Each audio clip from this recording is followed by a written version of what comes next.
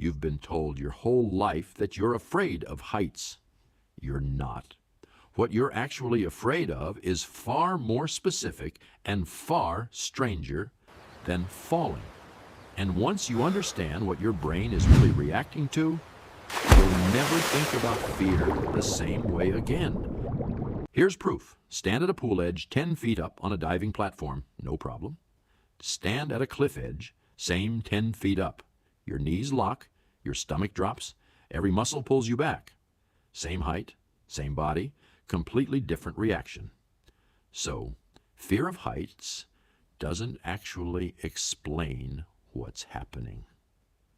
Something else does, and it's about to change.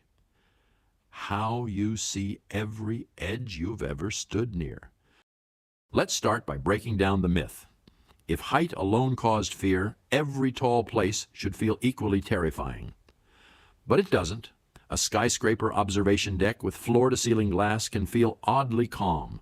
A 3-foot drop next to jagged rocks can feel unexpectedly terrifying.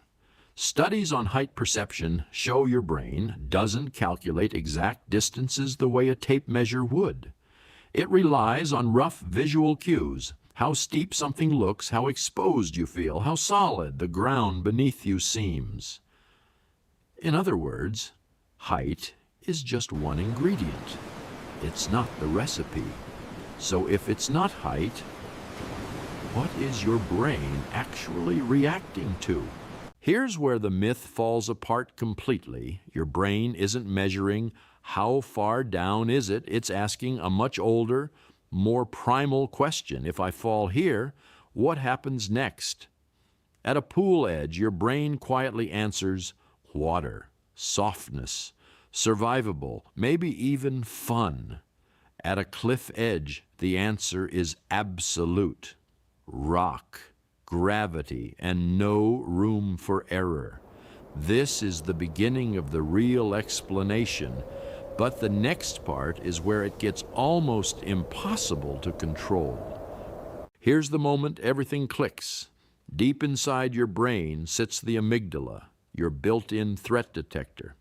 It doesn't calculate exact numbers or precise odds. It runs one crude, ancient question instantly: recoverable or irreversible.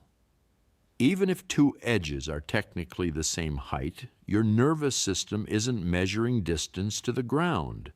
It's measuring distance to undoing. And here's the part that changes everything. This reaction fires before conscious thought. Research on fear responses shows the brain's threat system can activate in a fraction of a second, faster than you can rationally process the scene in front of you. That's why you can know, logically, that a guardrail is sturdy, and your body still refuses to relax. Your legs don't trust logic, they trust consequence.